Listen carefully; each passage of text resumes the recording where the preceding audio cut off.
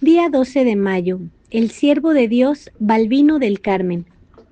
En el pueblecito de Fresno, cerca de su capital, Ávila, nació este siervo de Dios el 7 de marzo de 1856, siendo sus padres Lorenzo Sánchez y Balbina Mayorga. Honrado matrimonio que, si no estaban sobrante de los bienes de la tierra, de los del cielo estaban colmados. Pusiéronle por nombre Alfonso Tomás. Sus padres no vieron en su niño al crecer cosas extraordinarias, pero veían en él cosas que no veían en los otros. Nunca olvidó el día de su primera comunión, en cuya fecha comenzó a amar más a Jesucristo y a su Santísima Madre, rezándola todos los días el Santo Rosario.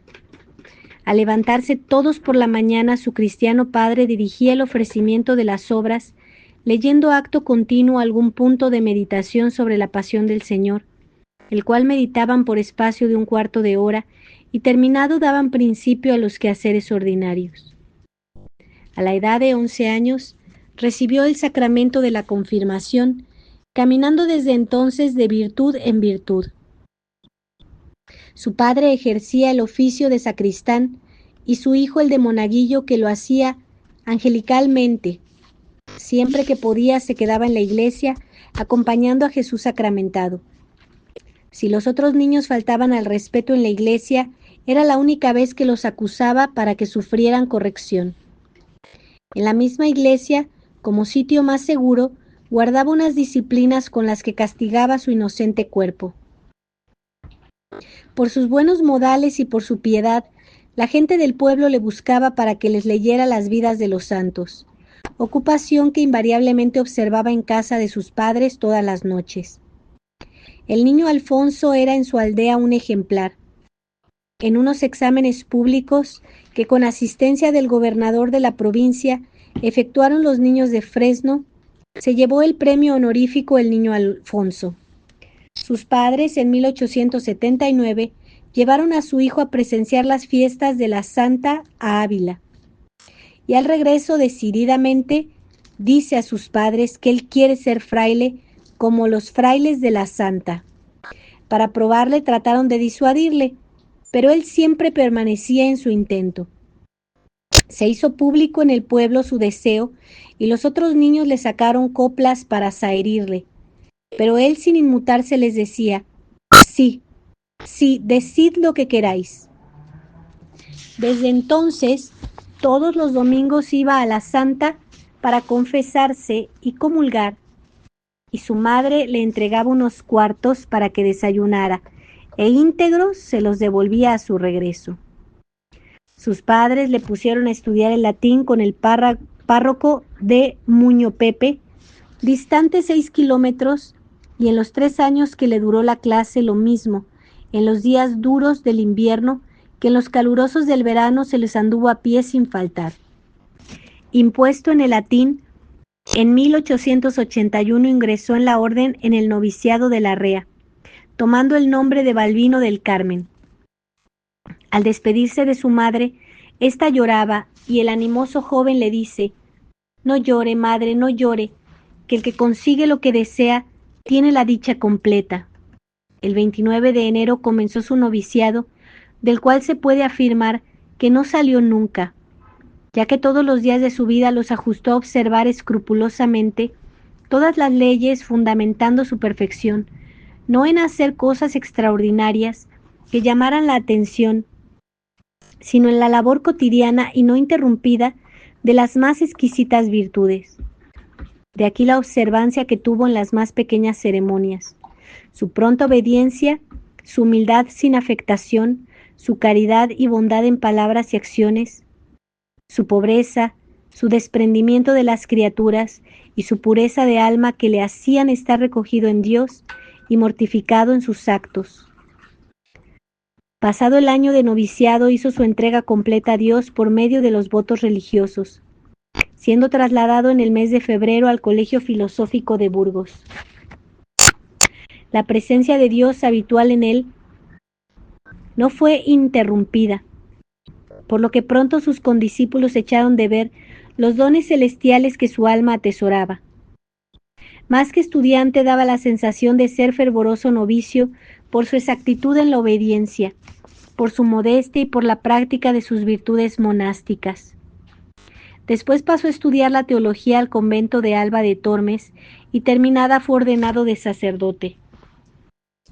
Ya sacerdote no olvidó que un verdadero carmelita tiene que día y noche meditar en la ley del Señor, y aunque tenía que verse precisado a tratar con seglares, no olvidaba el consejo de nuestra Santa Madre cuando dice: traten poco con seglares, y esto para bien de sus almas, por lo que nunca salía del convento si no era precisado para cumplir su ministerio. Su recogimiento era tal que daba la sensación de haber formado en él segunda naturaleza. Los lugares donde indefectiblemente se le encontraba era o en la celda o en el coro. Aquí haciendo oración y en la celda, o leyendo libros provechosos u orando. Nunca leyó periódicos y la única novela que leyó y de lo cual vivió apesadumbrado toda su vida fue Fabiola o La iglesia en las catacumbas. Al llegar a dar ejercicios a alguna comunidad de religiosas, la primera advertencia era que le pusieran la cama de tablas como en el convento, y si no se la ponían, dormía en el suelo. Cuando regresó de Cuba, su buena madre, al irla a visitar, le puso lo mejor y mejores cosas que tenía en casa, y el mortificado hijo, admirado de tanto lujo, le preguntó para quién era aquella cama, y al contestarle que para él, le dijo que la estera era suficiente, como así lo hizo. Cuando le mandaron a Cuba, no se pudo averiguar qué era la cosa que más le costaba practicar, o cuál el ministerio que era más de su agrado, pues siendo por obediencia o en cumplimiento de la ley, todo lo hacía sin repugnancia y con esmerada perfección y fidelidad, sin reparar en sacrificios, dificultades y vencimientos. En 1894 fue elegido prior de La Habana, poniendo la renuncia del oficio a los 6 meses, y aceptada le hicieron su prior y maestro de profesos de Toledo, por lo que regresó a España.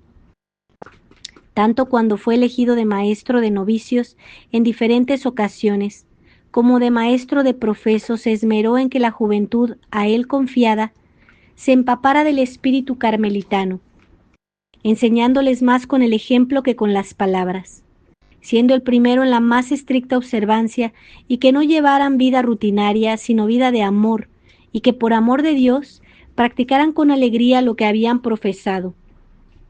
Se esmeraba en que el oficio divino se rezara con pausa y fervor. Cuando era huésped de algún convento, nunca se dispensaba de la asistencia al coro. Celebrado el capítulo en 1897, le volvieron a mandar a Cuba, pero habiéndole elegido en 1898 prior de Toledo, precisó volver a España. En 1900 fue electo en segundo definidor y maestro de novicios. Era devotísimo de la Virgen Santísima y siempre la llamaba Nuestra Inmaculada Madre. A sus novicios inculcábales gran devoción y confianza en su patrocinio, y que la honraran con algún pequeño obsequio, como que rezaran un Ave María si por la noche despertaban, o que durante el día le dedicaran una coronita de 12 actos, 3 de amor, 3 de humildad, 3 de gratitud y 3 de mortificación. En 1912 le eligieron por provincial, recibiendo tal confusión que, puesto de rodillas, suplicó le eximieran de semejante cargo, no sintiéndose capaz de desempeñarlo, y que le dejaran ir al desierto, que para eso sí se encontraba con fuerzas. Terminado el oficio, le hicieron maestro de novicios, y después volvió a ser elegido sucesivamente prior de Ávila y Toledo, y en 1924 es elegido en primer definidor. La vida en estos últimos años era de gran perfección, a pesar de las cruces y sufrimientos amargos que tuvo que soportar. Sus achaques y vejez no le excusaban de procurar para sí y para los demás lo más perfecto, y en las reuniones capitulares clamaba para que no decayera el espíritu de oración y el retiro, y el no tratar mucho con los seglares, afirmando que este trato aseglara a los religiosos y desedifica a los seglares. En 1930 quedó libre de prelacías, pudiéndose dedicar a la perfección en la vida oculta de santidad. La persecución religiosa contra la Iglesia y las órdenes religiosas se desencadenó en 1930 con la implantación de la República, y cuando algunos días más arreciaba, se vieron precisados los religiosos a abandonar el convento, por temor a los desmanes de las turbas demagógicas contra las personas consagradas a Dios. Residía en Ávila el bendito padre Balbino y se refugió en el Hotel París, cuyos dueños eran parientes suyos. Pusiéronle cama regalada, la que no usó, siendo de gran edificación tanto a los dueños como a la servidumbre. En las solemnes fiestas celebradas en 1933 en Ávila a nuestra Santa Madre, no encontrándose con fuerzas para acompañar a la Santa en su traslado a la catedral, pidió permiso al padre prior para presenciarla desde una de las ventanas, lo que le fue concedido.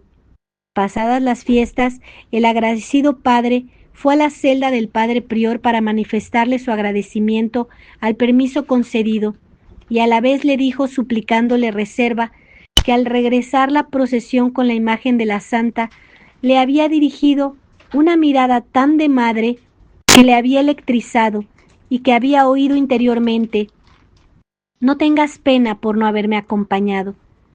Yo te acompañaré en tus últimos días, y en tu muerte también habrá música. Dirigía a las carmelitas descalzas, y con frecuencia en las pláticas que les echaba les recordaba los 3 vuelos del alma religiosa.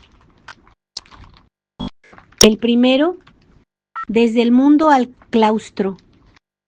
El segundo, desde el claustro al corazón de Dios. Y el tercero, desde el corazón de Dios a la bienaventuranza. Este último estaba para dar en breve él. Un amago de congestión cerebral hizo que le visitaran los médicos, los cuales diagnosticaron de grave la enfermedad. Pero así todo seguía en lo que podía los actos comunes. Pero en el mes de abril, curándole el enfermero las piernas, notó en el pie unas manchas negras, lo que dijo al superior, y éste mandó avisar al médico, y examinándole vio que la gangrena se había presentado.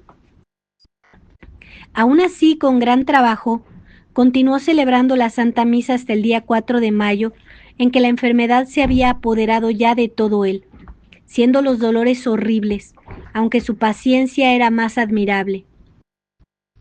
Al parecer el día 9, fiesta de la Ascensión, amenguaron los dolores, y temiéndole sobreviniera algún síncope, determinaron darle el santo viático. Noticia que recibió con mucho agrado. Antes de subirle el Santísimo, entró en su celda el padre prior y lo encontró sentado en su pobre cama y con el rostro muy encendido, y preguntándole la causa con sencillez le contesta: ¿pero qué hora es? No sé dónde he estado. He visto una claridad extraordinaria y he notado que alguien ha estado conmigo.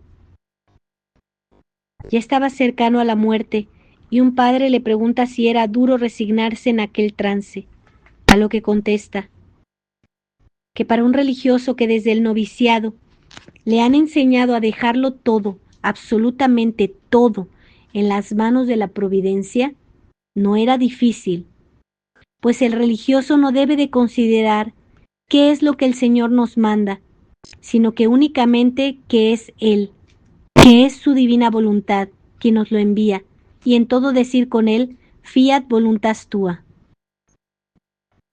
Al regresar este mismo día el padre prior de confesar a las carmelitas descalzas, le pidió le administrara la Santa Extrema Unción, haciéndole la advertencia que fuera despacio para él seguir todas las ceremonias, ya que había tiempo para todo.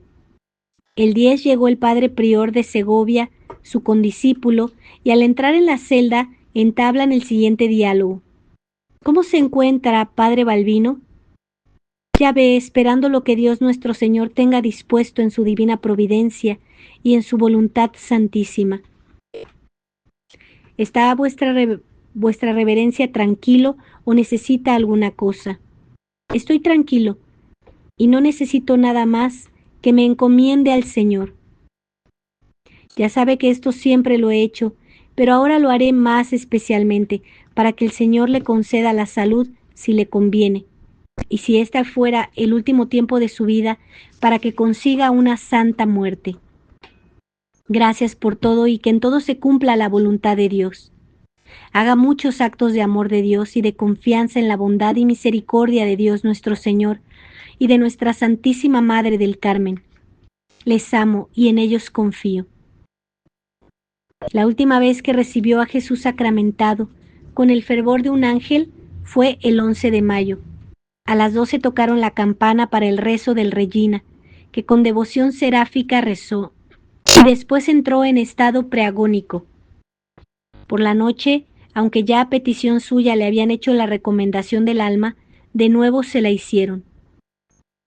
El sábado 12 de mayo a la 1:15 de la mañana, aquel observante religioso, rodeado de toda la comunidad, a la que días antes había pedido perdón de sus malos ejemplos, dio su último vuelo del corazón de Dios hasta el trono de la Beatísima Trinidad, como píamente se puede creer, para eternamente cantar sus misericordias. En la vida de este santo religioso carmelita descalzo no se notan cosas extraordinarias, ni éxtasis, ni revelaciones, ni locuciones, ni otras gracias divinas que no son necesarias para la santificación.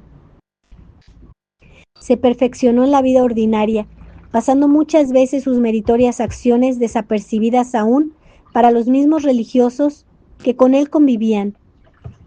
Es el religioso que se santifica obedeciendo y resignándose en todo a la voluntad de Dios, cargando sobre sus hombros cada día la pesada cruz de la observancia y sufriendo el continuado martirio de una vida de sacrificios y privaciones.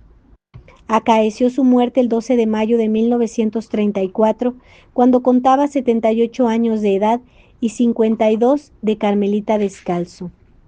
Siervo de Dios, Balbino del Carmen, rogad por nosotros. Siervo de Dios, Balbino del Carmen, rogad por nosotros. Siervo de Dios, Balbino del Carmen, rogad por nosotros. Ave María, Ave María Purísima, sin pecado concebida. En el nombre del Padre, y del Hijo, y del Espíritu Santo. Amén.